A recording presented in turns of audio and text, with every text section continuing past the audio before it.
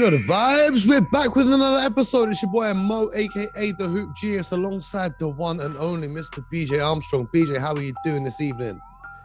Yup. It's all good. Hey. Brooklyn Nets, the big three showed up. They showed up in the building. They showed up in the Chi. Big time. The top two teams in the East went head to head, and two struggling teams in the West went head to head. You know, we've been talking about the Sacramento Kings recently on this podcast, and it looks like we kind of sent them some good vibes because they came up with a big win against the Los Angeles Lakers around the league last night. For you guys, the Boston Celtics took another one. Tatum and Brown both went off at the same time. The Washington Wizards took the win against the Magic. The Miami Heat beat the Hawks. The Knicks held it down with the home court advantage at Madison Square Garden against the Dallas Mavericks. Houston came away with a 4-point win against the Spurs. The Cavs beat the Jazz. The Jazz really need Rudy Gobert back in that lineup. Home. They need what? What'd you say, Mo? Could you say that one more time? They need Baguette Biyombo back in the lineup. Because their defense is shocking without him. And of course, the Charlotte Hornets overcame the Philadelphia 76ers. So we need to start off by talking about the Philadelphia 76ers. I feel like that's a big reason why a lot of people will be tuned in today.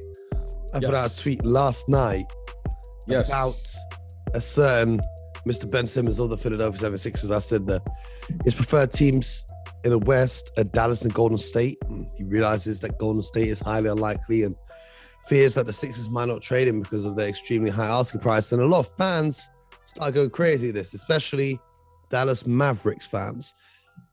I just got to clear one thing up for you guys. Where he wants to be playing, reportedly, has nothing to do with where he's going to end up.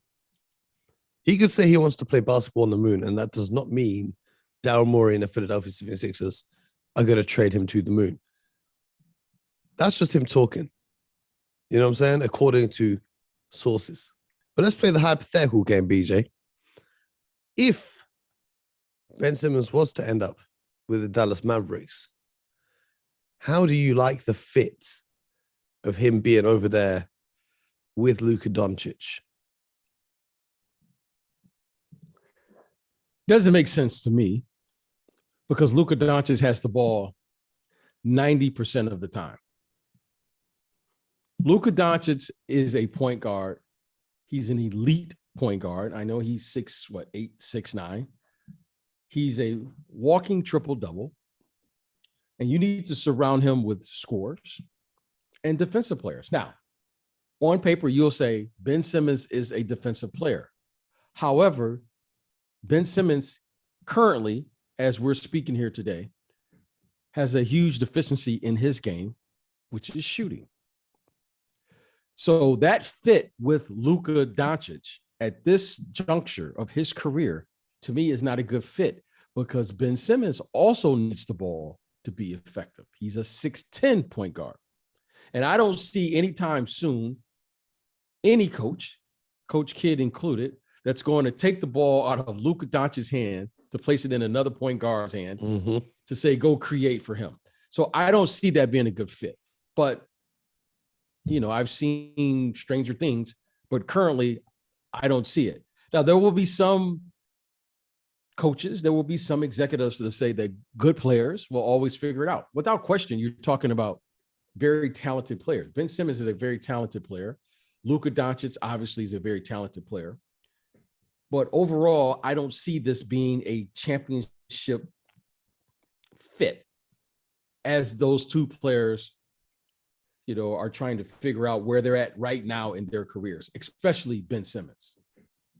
I completely hear what you're saying. This has confused me as well. That's why when I heard it, when I was told this, I was very, very surprised. You know, on the defensive end, though, it would definitely be an upgrade over what the Dallas Mavericks currently have. The one case that could be made would be it could potentially help Luka Doncic to not have the ball in his hands 90% of the time. Yeah. Oh, well, I'm saying I do know. And I'm saying I do know because I feel strongly about this one. Luka Doncic is a top 5, let's say top 7 player in the NBA. Okay. You don't ask a superstar player to change his position. He's a superstar. So how about go to Akeem and say, you know what, Akeem Olajuwon, and say, I'm going to play you at the power forward because we just got this new guy on the team. No, I'm going to take Magic Johnson and say, hey, I just got this guard and I'm going to, no. Luka Doncic is a star. He's a star. I'm not saying he's not. I'm not saying he's not. I'm just saying what I'm hearing. That's all I'm saying. Okay. It don't make sense to me either. But I just wanted to say that, Dallas fans, don't get your hopes up, because it's not like the teams are discussing a trade. It's just, it would be nice to play here, or I'd prefer to play here if I was going to leave. So that's that. I don't know why everyone got so excited, because we said it on the podcast the other day and it weren't big news, but I guess when you put something on Twitter, it becomes much bigger news. Shout out to everyone who asking who the hell I am. You'll learn soon. Don't worry about that. But what else I'm hearing around the league is the Lakers continue to be rubbish. Maybe that's a bit harsh. But last night, that's really harsh. But last night, we appreciate here. We appreciate. They lost to the Kings. They lost to the 17 and 27 Kings. So maybe it's harsh, but maybe it's also true, because that third quarter last night, that weren't a good look for LA. And you know me, I'm one of Russell Westbrook's biggest defenders in the media when it comes to people criticizing him. But his last 3 games, he's shooting 20%. Maybe it's time the coaching staff figure out their rotations and maybe bench him down the stretch if it's not helping their team's agenda. What are your thoughts on the Los Angeles Lakers? Well, the Lakers have a lot of problems. And their main problem right now is health and getting Mr. Anthony Davis back in the lineup. That's a start. You know, Mo, age, you know, it really sucks, Mo, when you start getting old, because you can't do the things that your mind is saying it wants to do. And every player goes through this as they begin to age. And the really good players, Mo, they age gracefully. They change their game. And at 31, 32, 33 is when all guards have to change their game. Some, due to injury, have to do it sooner than others. But if you are an athlete, because when you come into the league, Mo, we all have a little speed and quickness, some more than others. Mm-hmm. But as you age, Mo, you have to change your game. Now, Russell right now is in a new situation, a new team. For the first time, he's not the primary ball handler. For the first time, you know, I don't think he's ever conceded to not being the best player on the team. I respect it. I respect it. I respect that. But he's always showed up and played. Now, the one thing is about Russell, and I want to make this clear here now, is Russell Westbrook, if I'm not mistaken, I don't think he's missed a game this year. I don't think so. Okay. I respect that, Mo. I respect that. Now, he hasn't always shot well. Tonight, he hasn't shot well. He hasn't always played well. Okay, he hasn't played well. But it's really tough, Mo, when you get traded to a new team and he is in a role he's never been in before. He's not the primary guy. And on top of that, Mo, he's not the same athlete he was 3, 4, 5 years ago. So there's a lot of things going on with him that it's going to take some time. But to his credit, Mo, he's showed up and he's played, and he has not. One thing about Russell we must acknowledge here: he's never backed away from a challenge, and I respect that. I respect that. Yep. So now let's talk about what he's going to tonight. What is he? 2 for 14. Yep. Clearly, they need him to play a bigger role in the absence of Anthony Davis. Carmelo didn't play tonight, and he didn't do it. But Mo, I watched this game, and they still had a chance to win. They had a chance to win this game late. So, yeah, he's not playing like that, Russell, but he's still showing up. He's still playing. And if there's one thing, if Russell were to ask me, I would say, Russell, I think now at this stage of your career, at this stage, you're going to have to change your game, because his game was built on athleticism, and he could overwhelm you with his speed, with his quickness, with his ability to jump and dunk and do all those things. And now, Mo, that's just not this. Yeah. Maybe he can only do it 50% of the time now. But certainly that Russell that we've become accustomed to, that was just an elite athlete at the point guard position, that Russell is not there. Now he's going to have to sprinkle some sauce around that. You know, He's got a pull-up, a floater, a runner. I mean, he's trying to pull ups. It just ain't yeah. But just, to his credit, because fans have been saying a lot about him.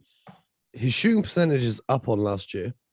It's above his career average, and his turnovers are around his career average, and they're down on last year too. He's still putting up 19, 8, and 8 a game. But come on. I feel like he gets scapegoated a lot, because I see videos of people on the internet making compilations of all the shots he misses in the game. I don't see them do that for any other player. So I agree. I just think Russell, listen, I'm such a Russell fan.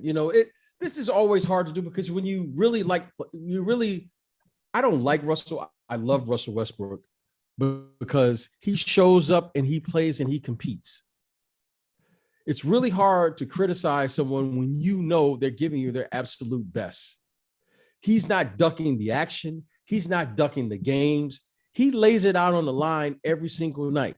Now, if there's one thing that I see that he can improve, maybe he can improve some decisions to take better care of the ball, because he's in a unique situation right now, because they need him to score, assist, and rebound and do everything, because he is, without question, the second primary ball handler on this team, because LeBron is the primary ball handler, and then Russell must fill in the gaps. And because LeBron is going to have turnovers, because he's doing his thing, now that puts a lot more stress on Russell, because Russell feels that he has to do something. And you can see he's trying to do something and create something, because right now this team hasn't found its rhythm, because I think when they put together this team, Anthony Davis was going to be the primary focus and ball handler and get all the touches on the offensive end. And suddenly Anthony Davis has not been that player, and he's been hurt. So hopefully they will figure it out. But like you said, Mo, when you say those numbers, 19, 8, and 8, like, how do you criticize those numbers? That's hard to criticize, Mo. Facts. 19, 8, and 8. Facts. So, we can, he's easy, but at the same time, Mo, I'm not buying it. I'm not buying into that narrative. I just think Russell has to figure out this next phase of his career, because every athlete has been there, and every athlete, when they get there, when Carmelo first got traded, it wasn't like Carmelo said, hey, I'm accepting coming off the bench. So to see Carmelo now accept coming off the bench and his role and where he's at, it's a beautiful thing, but it takes time. So I'm going to allow Russell to figure out who Russell's going to be at this next stage of his career. What do you think about more back to the basket stuff for Westbrook? When he's got smaller guards on him, do you not think that that's a move that you could look to go to? I don't think so, because today's game, you got to have two things. You have to have elite shot blocking ability. So if you had an elite shot, if you are playing with an elite shot blocker, a la your favorite player, Rudy Gobert, you can't ask Rudy Gobert to become a three-point shooter. Mm-hmm. That's why they were playing LeBron James at the 5. Because they're experimenting with trying to figure out how to hold this thing down until Anthony Davis comes back. I think what Russell has to do is what every guard has to do. And in particular, as you age, At one time, Mo, when I was a younger player, I would drive to the basket because I knew I could probably finish or shoot my floater or shoot my runner. As I aged, Mo, I drove the basket hoping that someone would come so I can pass it. Because I wasn't as fast. I wasn't as explosive. So I had to change my thought when I was driving to the basket. Okay. Russell has always been able to do what? Finish over dunk the on top. anyone. Okay. He's not that same athlete.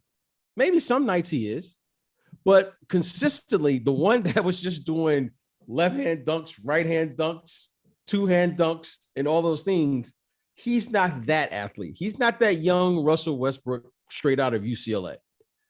So I think something that could really help Russell is the following, is really work on that in-between game.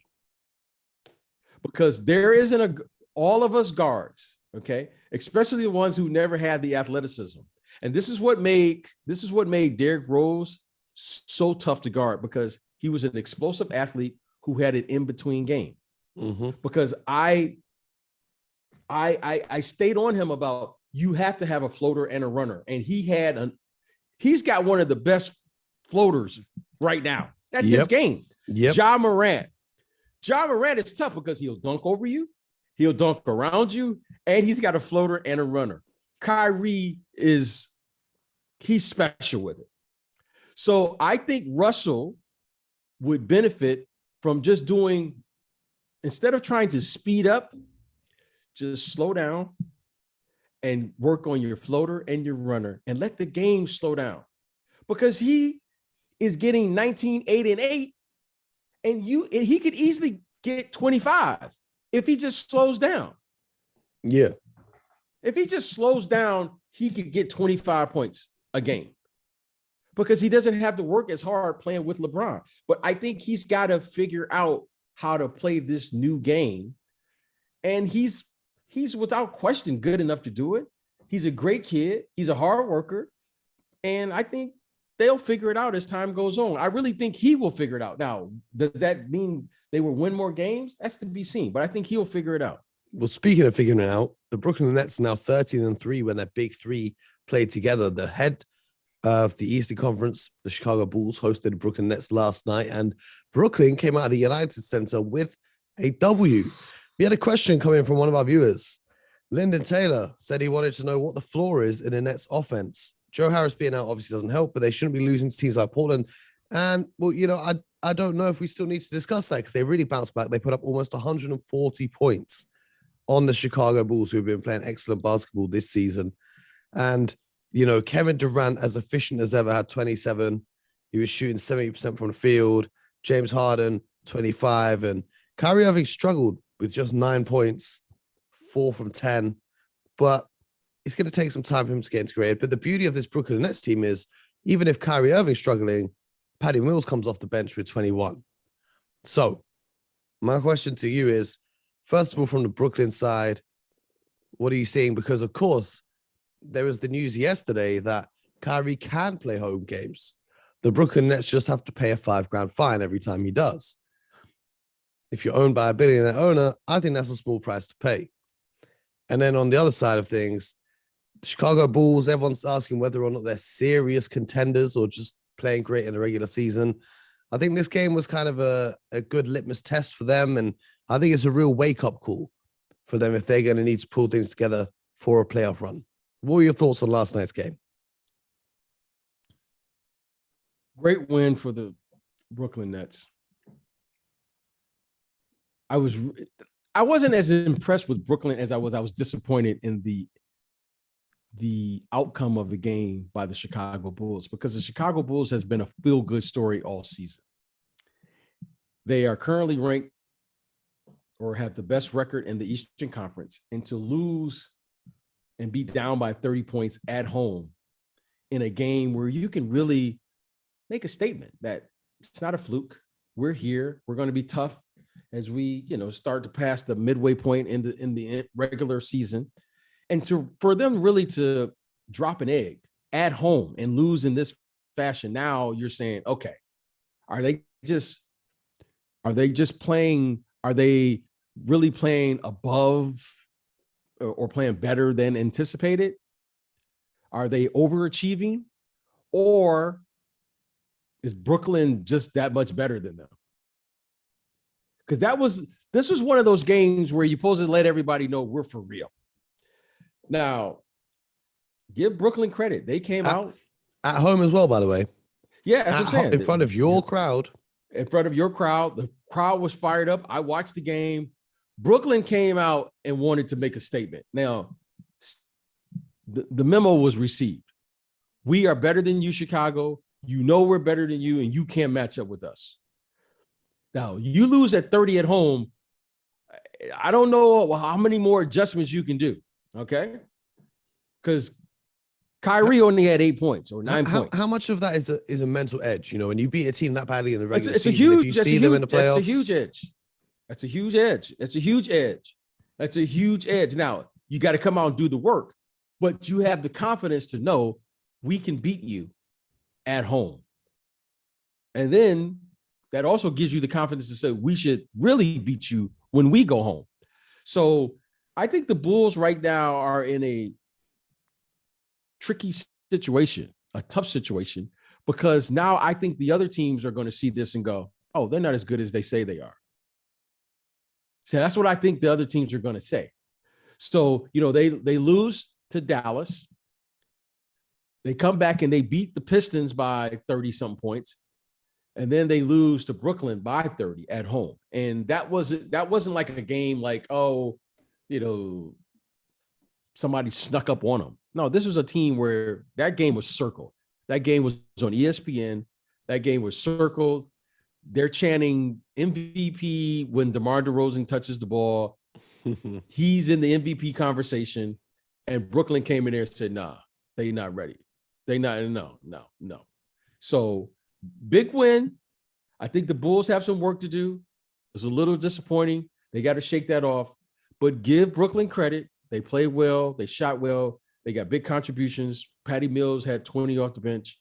And, you know, we'll see what they're going to do and how they're going to implement this team with Kyrie Irving because, you know, James Harden, I don't know if you saw the post-game interview. He must have mentioned Kyrie Irving. No, I didn't hear what he said. 4 times. Yeah, he mentioned him 3 to 4 times and said they're going to have to figure this thing out to get Kyrie to play at home, which to me sounded as if they want more of a permanent solution than a solution of figuring out what else they can do. I think they've all been very supportive of them.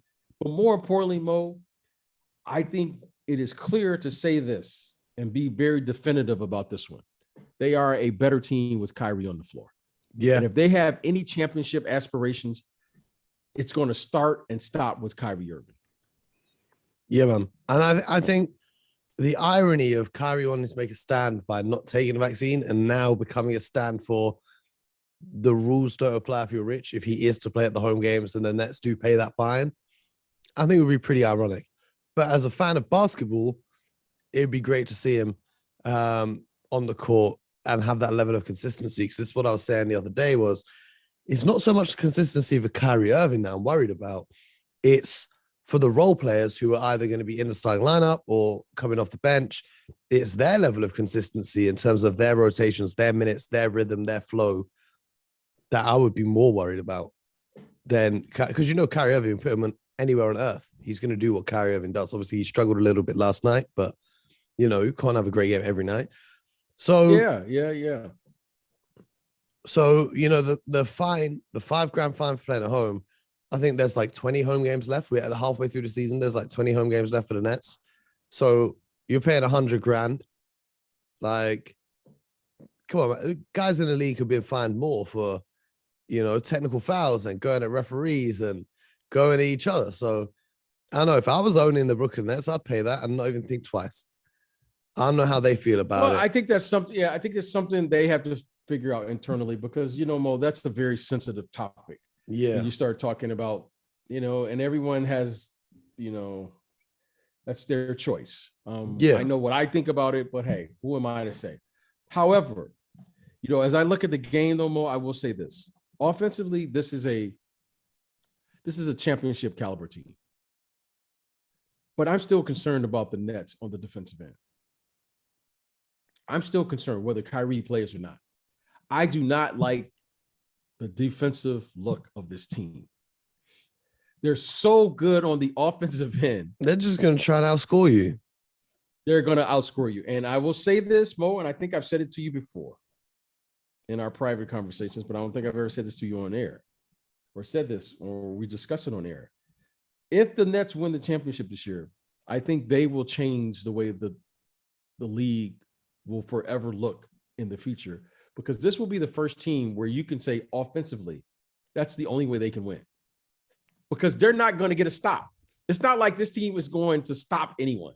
No. Now,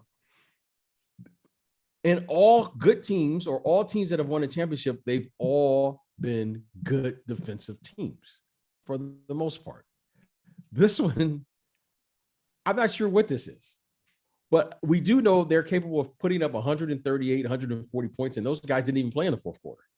Yeah, they were on the bench. Those big three were on the bench, having a laugh, having a joke. Yeah, that's what I'm saying. They scored 138 points and they didn't even play in the fourth quarter. I think this team, if they win it, Mike D'Antoni will finally be celebrating and saying, I told you guys you can win playing this style of basketball. Yeah. I mean, it's not like the Bulls played great defense last night either. They were missing, Alex Caruso, who's a big part of their perimeter defense. Derrick Jones Jr. obviously got injured very early on, so big wishes to him to get Alex well Caruso is a very good defensive player. However, I don't see him stopping James Harden, Kevin Durant, or Kyrie Irving. Now, I don't see that one. I don't care how good you are. Kevin Durant is not going to be stopped. Now, it's interesting because I thought a game like last night would give Nikola Vucevic a chance to really dominate on the inside. Yes, because I agree. They were playing Daron Sharp at the center position. They were playing, so they've got a lot of guys out. They had no Aldridge. They had no Blake Griffin. They were playing Kessler. No, Blake played. Blake played last night. Yeah, Blake played. Oh, my bad. I mean Millsap. Yeah. Millsap, not Blake played Griffin. last night. Yeah. I'm thinking all these older guys. Yeah, Blake had about 9 points last night. And they had no Nick Claxton as well. So they didn't really have their main interior guys. I thought this would be the game. Vucevic, who's been on a good run of form recently, could really assert his authority on the inside and, do what he does best. But he came away with, I just think, 14. Yep. He went, 5 from 13 from the field. I don't know. I thought, the beauty of the Bulls lineup is they have so much versatility in how they can score the basketball. I would have liked to have seen more of that interior presence from the big Vucci main up on the inside. But, it still remains to be seen. We're halfway through the season. I'm excited for the rest of the season. We've got All-Star Weekend coming up. BJ, your predictions at the very start of the year, you had the Milwaukee Bucks coming out of the East and the Phoenix Suns coming out of the West. How do you feel? How do you feel about those predictions? Are you sticking by your guns or are you going to change them up? I'm sticking by it. Mo, I like what I'm seeing from the Phoenix Suns. They've been very consistent. And they don't get enough. They don't get enough attention. No, they don't. But you know what? I've said it at the beginning. They're currently in first place, a game or so ahead of the Warriors. And they've been very consistent. And they've been very methodical about what they're doing. And I thought they improved their bench by acquiring JaVale McGee. Mm-hmm. They keep acquiring bigs because they are preparing to make a deep run in the playoffs. They just picked up Bismack Biyombo, which to me signifies that they are really preparing to make a deep run. Yep. Because when you get further in the playoffs, you have to rim protect, you have to have big bodies, and you're going to have to guard a great player, and that great player is probably going to be, another big. You talk about, all these great bigs now that are playing like, the biggest in Milwaukee. What's my guy? Giannis. Giannis. Yes. The biggest thing for me is if they had these guys last season, they could have won the finals because the biggest problem for the Suns was whenever Ayton went off the court, or even when Ayton was on the court, because he's still quite young in this league and still finding his feet, they had no rim protection. So I think they've definitely looked at that before making these two signings, because that's something I definitely highlighted last season, because they had nothing. The Saric was injured. Frank Kaminsky ain't stopping anything at the rim. They needed Frank the Tank, with all due respect, Frank the Tank, but they needed some rim protection, especially if they're going to go up against a player like Nikola Jokic, if they're going to go up against a player like Giannis Antetokounmpo, these big body 7-foot players, they need big bodies to put on them. So I like the changes that they made. I like what they're doing. I think they're adding depth. They are very, I like the system in which they play. They have a star. I mean, this kid, Devin Booker, I mean, I watched him the other night up in Toronto. He's just, even though he didn't play well, he didn't shoot well, he just makes timely shots now on his team. No, I have an issue with this. Did you see him in Toronto complaining? Bear in mind, there was no fans in the arena. Oh, yeah. Complaining about a mascot behind the stands. Yeah. Come on, man. You playing in Kentucky. You telling me that one little mascot is distracting you? That's just... I thought that was corny as hell. I'm okay.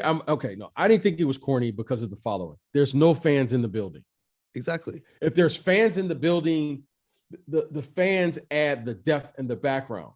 You got this big mascot in the middle, like in the aisle. He's in the middle of the stands. Yeah. Come on. He made the right shot. Behind the basket. He made the shot. I don't know why he was complaining for. I definitely get it. I definitely get it, because you wouldn't normally be there, and you don't have the fans. So I get it.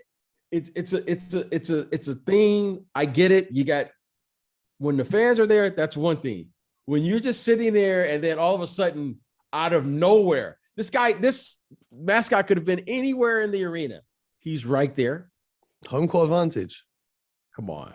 I'm here for it. No, I'm here for it. Yeah. I'm not here, man. Come on. Come on. I'm not here. Come on, Mo. Come on. You think Kobe would have been complaining about a mascot in the stands? Come on. Everyone wants to make these comparisons about Devin Booker and all this be legendary. Who's making comparisons? Everyone. Remember the finals, how much of a big deal everyone made about who's making a comparison? Everyone. Who? Come on, Mo. Come on. You don't remember what people were saying during the finals last year? You don't remember Mo, listen. You can compare and people can say what they want. There's no comparison there. Facts. Okay. Facts. So who is comparing? Everyone was comparing them. No. Think about no. We covered the finals together. Yes, we did. How many times did you hear people say, he's trying to be the next Kobe Bryant, or he's trying to play like Kobe Bryant, etc., etc. Stop mentioning those two in the same sentence. Mo, okay. Let's get something for our listeners here. When someone utilizes footwork and fundamentals, you can't just associate fundamentals with the late great Kobe Bryant. I'm not. Michael Jordan. Yes. So anytime a player uses fundamentals, we're going to say he's imitating this player. Not we. A reverse pivot is a reverse pivot. A pull-up is a pull-up. Mo, that hasn't changed. Like, what's he doing fundamentally that the other ones didn't do? Oh, the other ones aren't playing with fundamentals. Is that what you're saying? Okay, say that. But don't tell me, because those players mastered the fundamentals of the game. And they mastered the fundamentals, and they wouldn't let a mascot. And when I watched Devin Booker is a fundamentally sound player. His footwork is a beautiful thing to watch. He squares himself up. He utilizes every fundamental thing you can use as a player. If you just want to know just watch him. Now, but if you watch him, you're going to see Kobe Bryant. You're going to see Michael Jordan. You're going to see Larry Bird. You're going to see all of the fundamental players utilize the same exact thing. That's a fact. So when people start saying that, what they're probably saying is they probably never watched the game. Mm-hmm. That's what they're really saying. Because Devin Booker is his fundamental base. You watch him. He squares up every single time he shoots the ball. It's really a beautiful thing. I like watching Booker play. I like watching him score the basketball. So now there's a move now that you see a lot of players do. This one-legged step back now, like Dirk Nowitzki. The one thing people didn't watch about Dirk Nowitzki, if you watched him early in his career, fundamentally speaking, he was squaring up to that basket every single time. It's only when he got older and he couldn't go around you anymore that he began to look for space. And his space, unlike some other players, all great players, they're looking for space to operate. He started doing the one-legged. Michael Jordan, earlier in his career, guys, believe it or not, never faded away because he didn't have to. Get that elevation. But then now the fadeaway is a move now. Yeah. But earlier in his career, he didn't turn down or fade away from nothing. So great players always find space. This is why I love talking about Steph Curry, because Steph Curry was looking for space, and his space was just out in three-point land where no one else was at. It's not that no one didn't think to go out there. No one has shot as consistently out there as he has. Yeah. But we could talk about that all day. Yeah, man. I mean, I just think it's interesting. You know, older generations, they had Magic and Bird going head to head. And when I was growing up, we had LeBron and Kobe going head to head. And now kids growing up, they've got Devin Booker and the Toronto Raptors mascot going head to head. So that's been a wrap for this today's episode. I said this week's episode. Today's episode, we're going to be back tomorrow, keeping you updated with everything that happens around the league. Hit us up with some feedback. What do you guys want to hear us talk about? Do you enjoy the nightly updates? Do you want to hear us go deeper on any topics? Keep sending your questions in. We'll get to them. But BJ, tonight, the Bucks and the Warriors. I know there's no Draymond, but the Bucks and the Warriors. It's still exciting. Steph and Giannis going head to head. Then what could be a little trap game? We talked about the trap games before. Potential, it could go one of two ways. The Nets could blow out the OKC Thunder, or the Nets, after a big win against the Eastern Conference leaders last night, could take their foot off the gas a little bit. They're at home, no Kyrie. OKC coming to town, a young, scrappy team with the bucket load of confidence, even though they might not win a lot of games. And of course, also tonight, the Minnesota Timberwolves, who've actually been surprisingly better than expected this season, face your favorite team right now, the Memphis Grizzlies. Ooh, and let me just highlights. Let me just hit you with some stats. Since Thanksgiving, the Memphis Grizzlies, number 1 in defensive rating, number 1 in win percentage, number 1 in net rating, number 1 in rebounds, number 1 in steals, number 1 in blocks. They have 20 wins. All other teams, the best team after that has 15 wins in that same time span. So just keep an eye out. We'll be back tomorrow. Stay locked in. And most importantly, unlike the Lakers today, get buckets.